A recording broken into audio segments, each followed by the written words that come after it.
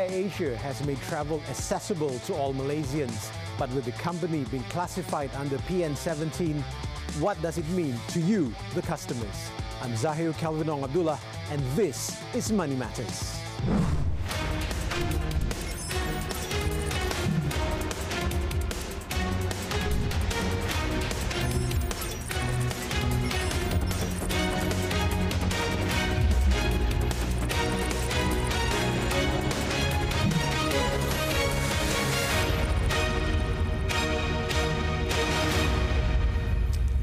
Good evening and welcome to Money Matters. Today we have the Chief Executive Officer of Capital A Berhad, Tan Sri Tony Fernandes, joining us. Welcome, Tan Sri. It's a pleasure having you with us. Good to be here. Thanks for inviting me.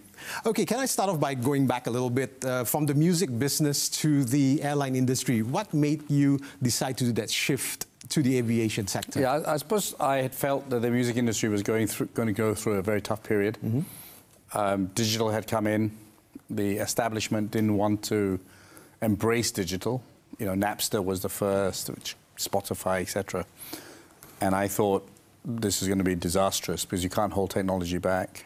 So I decided to leave, and you know, fortuitously came up with the idea of setting up a low-cost airline while I was sitting in a bar in London, thinking, what am I going to do for the rest of my life?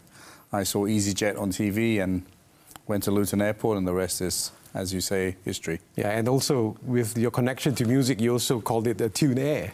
Initially, yeah, we were going to call the airline Tune Air, but then we were lucky enough to purchase AirAsia, which is obviously a fantastic brand, and so we kept AirAsia. So your interest in football as well, you know, how did that come about, and also your foray into F1? I've always loved sport, and you know, football is something I followed when I was from like 9 years old. It's a dream, and you know, I've had amazing experiences of being on the grounds at the Halo, you know, turf of Wembley with 45,000 QPR fans when we got promoted.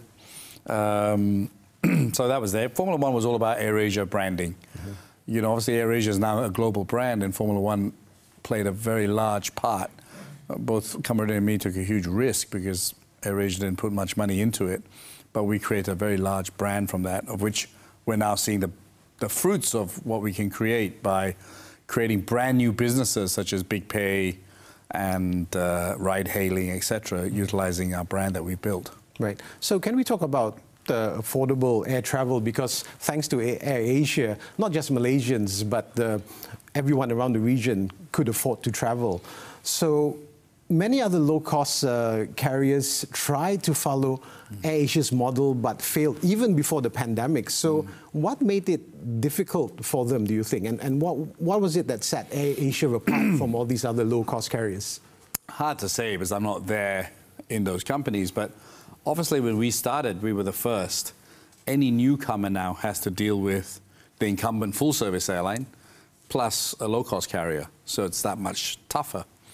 I think AirAsia, we've been just phenomenally disciplined in terms of managing cost. We've been the lowest cost airline for a long, long time in the world. And then we have great people, you know, I mean, it sounds cliche-ish, but COVID has shown the strength of this airline is its people, that we have, you know, gone through 2 years of COVID. And straight after this, I'm flying to Langkawi. You know, we're doing 20 flights a day to Langkawi. Shows the character of the people who we call all-stars and the determination to succeed at all costs. I think that's, you know, it's really a people thing. The pride, the determination, the never say die attitude of all-stars have kept us going all this time. Right. And of course, need your comments on this, that two new airlines, SKS Airways and My Airlines, and a possible third airline as well by Sarawak, could be on the landscape. So looking at this, would you say that all these new airlines coming in, including AirAsia, would be competing for the same pie in terms of passenger load? Yeah, I mean, I don't know the airlines, and look, we've been through many airlines. You know, Malindo was much bigger, it's a lot smaller now, and those airlines such as Rayani, there have been many airlines in my 20 years. And people will come and people will go and some people will stay. But that's not my concern. My concern is, how AirAsia does. I don't spend too much time worrying about other airlines. I mean, one airline is a turboprop just flying to Tioman and Redang. We don't fly those routes, and we never will fly those routes. So, this is the first time I've actually commented it. No one's actually, people have asked me to comment, but I've said that's not my focus. My focus is to make sure we're good. But it's strange, if you want my opinion. If you look at other regulators, they would try and manage capacity to allow airlines to come back in. I wonder what was in the regulators' thinking when they announced it. But that's not my major concern. My major concern is whether AirAsia is good enough so that people will fly it. So with the announcement of AirAsia X flying to Sydney, if I'm not mistaken, on February 14, are you looking at more international routes for AirAsia X? Very much so. I mean, AirAsia X has had a painful history because of, in my opinion, unfair competition, which resulted in a much higher cost structure than it needed to be. I think the board of AirAsia X have done an incredible job in the restructuring, which has given the airline a second lease. But that also means that the creditors of AirAsia X also believed in this model tremendously and believed in the management. And so it's fantastic for me to see it flying to Sydney again. I think we're going to have some very exciting routes. We're getting approval for London. We're getting approval for New York. And a lot of the destinations that we flew before, like Japan, Korea, will come on. So I think AirAsia X will be a fantastic addition to the Malaysian tourism industry. And what is a new bonus for us, this is one of the benefits of COVID. We never really looked at freight. I mean, freight was always there, I always believed in it. One of our first founders, Conor McCarthy, didn't want to do freight, and I overruled him. But it was always the stepchild. Passengers was always number one in AirAsia, and freight was second. But AirAsia X is doing fantastically with freight because shipping costs have gone up so much, and there are a lot of bottlenecks in shipping. So a lot of customers are turning to airlines to move their goods, and that's a real bonus for us. In fact, AirAsia is taking its first freighter. In 20 years, we never had a freighter, so we've got a whole new business underpinned by one of our companies, Teleport, which I think will be one of the biggest logistics company in ASEAN, if not Asia. Okay. Tan Sri, hold that thought. We've just got to go for a very quick commercial break, so stay with us. We're talking to Tan Sri Tony Fernandes.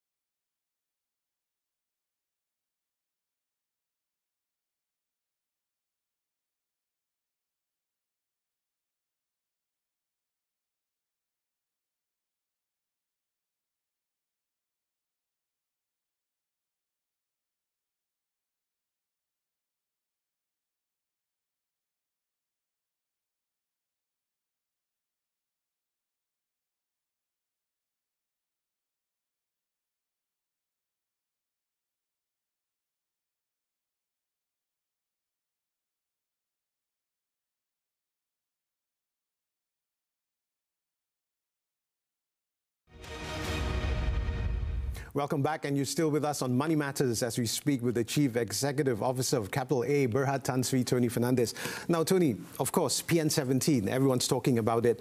You have said that it's an accounting issue and it does not reflect AirAsia's liquidity. So what does this development mean to stakeholders and its customers? Because most of your passengers or your customers does not really, they do not really know what PN17 means and how it will affect them. Yeah, I know.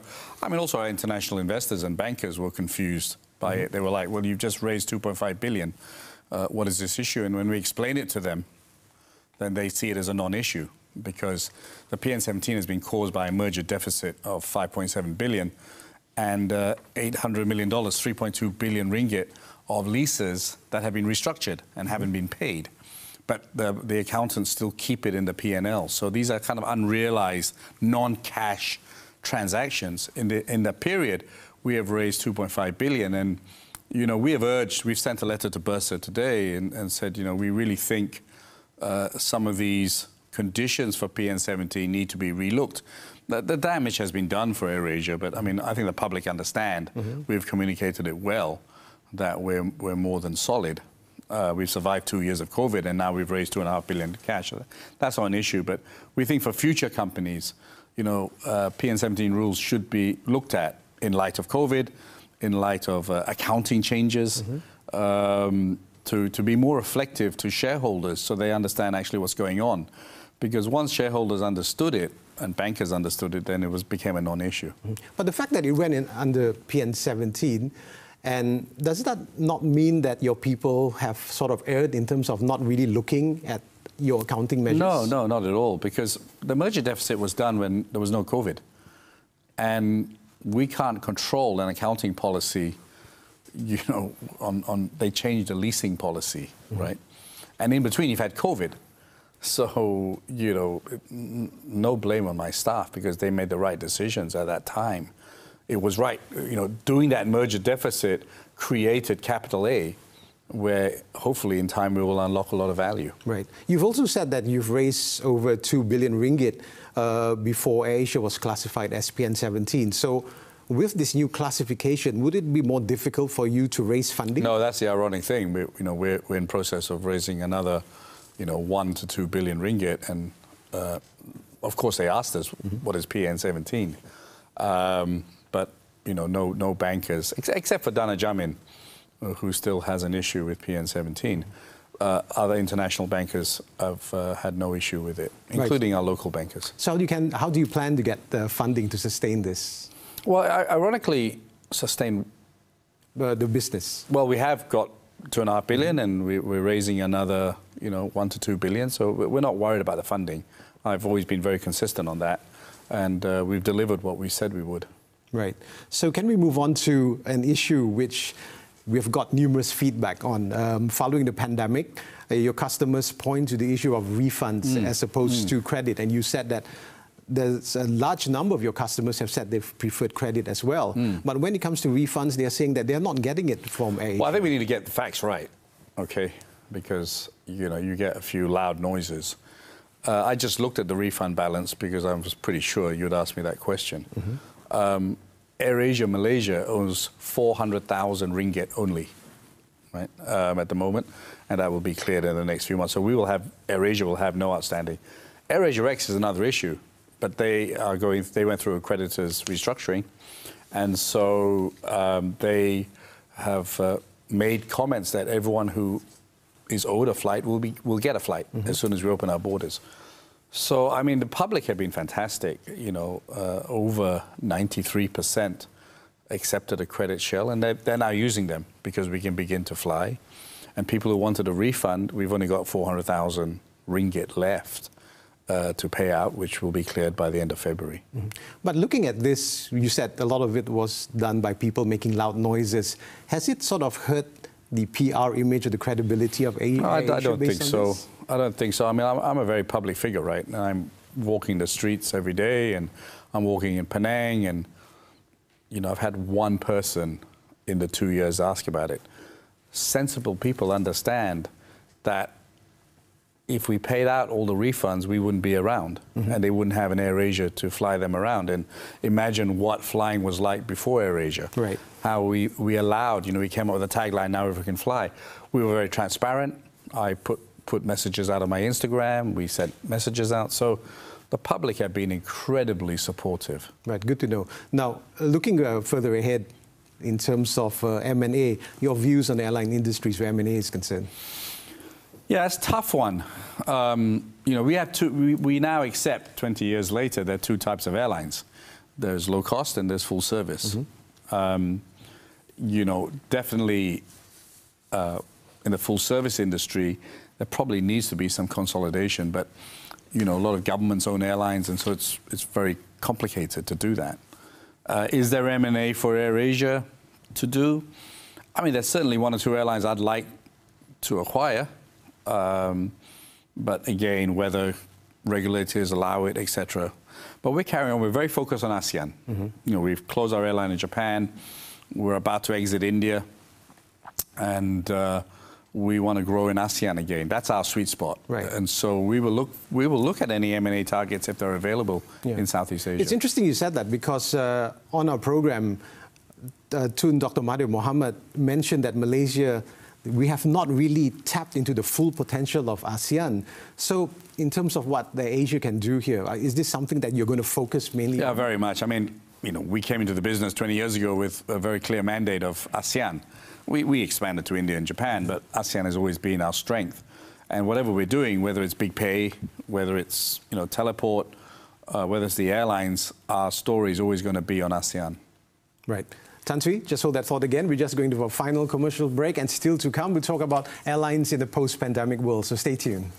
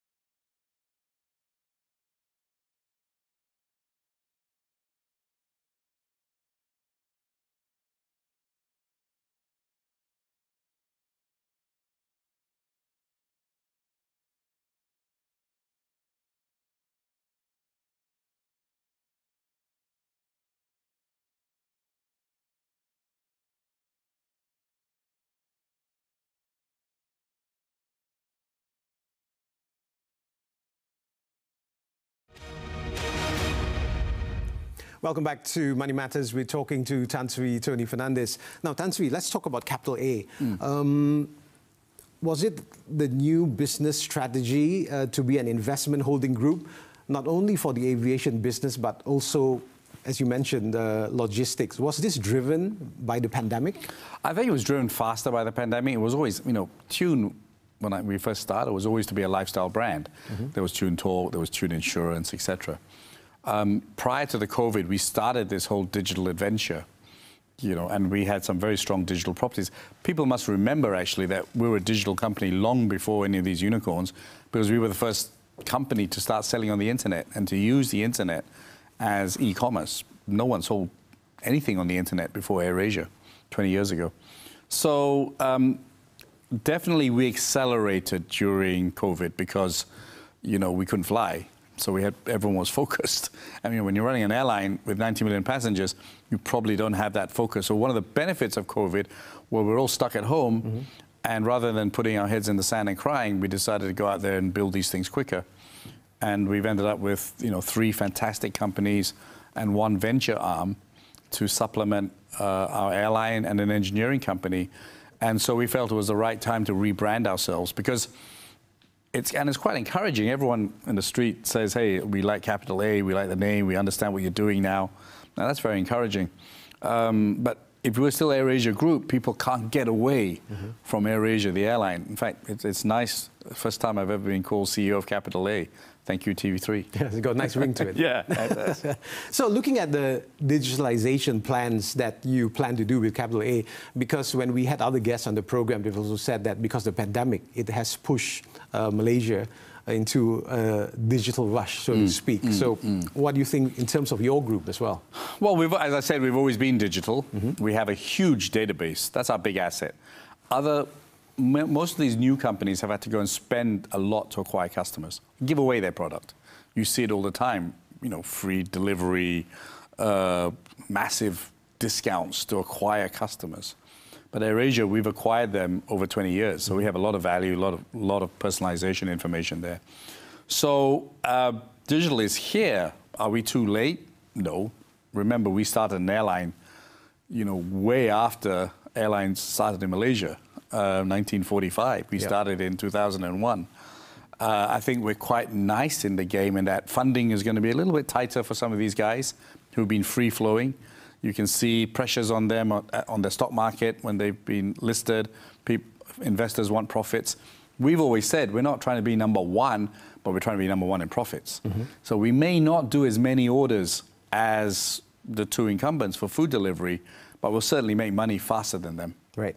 So it's interesting that you brought that up, because you have also said that you plan to achieve 50% of your revenue from non-airline business by 2026. So your main focus here will be? Well, we have Big Pay, which is, we're just about to start lending soon. So the only part that we don't have in the whole banking ecosystem is deposit taking. But we've effectively got everything else. So loans will be a very big part of our business. Fintech will be very large. I'm very bullish on logistics. The potential because of e-commerce, the potential of cross-border, the potential of Malaysia to be a big logistics hub with our 240 planes. And I think we can challenge DHL and FedEx, because if you think about the airline business, people used to fly into Singapore and then catch another flight. AirAsia came along, or fly into KL and then catch a connecting flight to KK or Penang or whatever. AirAsia came and went point to point. We're going to do that for logistics. So if you want to send a document to Bangkok, no one's going to be faster than us or cheaper. Right. So we're very, very excited about logistics. And then our super app, we believe that we can be an OTA, an online travel agent, not just selling AirAsia tickets. Be in the delivery business, which is what we're good at, delivering people. So we'll do it on the ground through our ride-hailing. We're delivering food, and we're going to be delivering packages through AirAsia Express, and finally the fintech business. Right. And then Irene Omar has been working on some really cool companies, AirAsia Academy, where we want to democratize education. And then one that's a real favorite of mine is AirAsia Grocer, because farmers are so important to us, but they make very little margins. And I've been with fishermen, I've gone to the paddy fields, and it's quite a surprise how little money, and the supply chain takes a big part of the margin. So we'd like to cut out the middlemen and give farmers a chance to deal directly with customers. We've just built our warehouse, and AirAsia Grocer, already we're really good at selling eggs and prawns. And over the next 6 months, Joanna and her team, I think, will do an amazing job. And that's one of my personal favorites, because we can really disrupt the food supply chain. Right. So talking about that, because you have also said that, which you've said you plan to be one of the largest food delivery and e-hailing companies in Asia. ASEAN. In ASEAN, okay, in ASEAN, sorry. But don't you agree that this will be a challenging task for you, because you'll already be competing with those who are already established? Yeah. But you asked me the same question 20 years ago, Calvin, when you had black hair, and asked me whether... And when you had more hair. And I had more hair. I just cut my hair. When we were challenging national carriers, You said, how is an airline with 2 planes going to compete with airlines who have 150 planes? There's always a space for an innovator. There's always a space for a disruptor. The digital business is only 10 years old, if that, you know. And so we believe there's still a large part of market share. We believe that we come in with different options. It isn't a zero-sum game. There can't be only 2 food delivery companies in Malaysia. There can't just be 1 ride-hailing company in Malaysia, right? So there is a space and opportunity. Will we be the biggest? Maybe not, but is that the most important? Will we be the most profitable? I believe we can be. Right.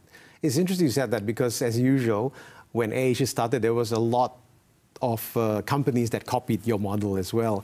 So as airlines are getting out of the worst crisis that they've ever faced, do you think it's feasible for carriers to your opinion, to focus on non-airline business? Potentially. I think Cathay Pacific is looking at it. I think Singapore Airlines have looked at it.